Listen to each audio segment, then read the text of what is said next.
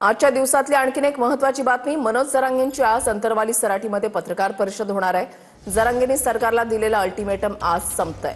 प्रसाद लाड यांच्या भेटीच्या वेळेला जरांगेंनी काही मागण्या मांडलेल्या होत्या। मागण्या मान्य नाही तर उपोषण थांबणार नाही, जरांगेंनी आधीच इशारा दिलेला आहे। जरांगेंनी याआधीच 30 मे पासून आमरण उपोषणाचा इशारा दिलेला आहे। 28 पर्यंत मागण्या मान्य न झाल्या, तुम्ही उपोषणाला थांबत नसतो रे मी, तुम्हाला माहित नाही मी थांबतच नसतो। आपल्या समाजाचं कल्याण करूया हे तरी कसे मानणार? यांना बसावं लागणार 30 तारखेला माझ्या संग। 28 तारखेचा मनोज जरांगेंनी सरकारला दिलेला अल्टिमेटम आज संपणार आहे। यामुळे जरांगे अंतरवाली सराटीत पुन्हा एकदा मराठा समाजाशी संवाद साधणार आहेत। जरांगेंनी याआधीच 30 तारखेपासून आमरण उपोषणाची घोषणा केली होती। घर ना घर पे लोकांना त्या तारखेला अंतरवालीला सगळ्या मराठ्यांनी यायचंच, वाऱ्यासारखं मराठ्यांनी धावले।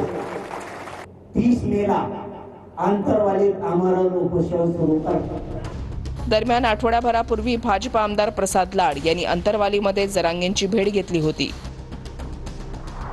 यावेळी जरांगेंनी मराठ्यांच्या काही प्रमुख मागण्या प्रसाद लाड यांच्या समोर मांडल्या होत्या।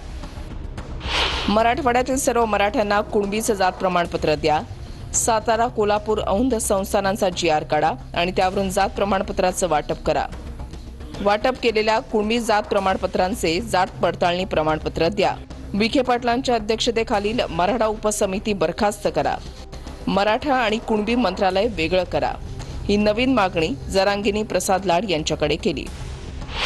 दरम्यान मुख्यमंत्र्यांशी चर्चा करून 28 तारखेपर्यंत जरांगेंना निरोप देऊ असं म्हणताना जरांगेंनी आंदोलन करू नये अशी विनंती प्रसाद लाड यांनी केली होती।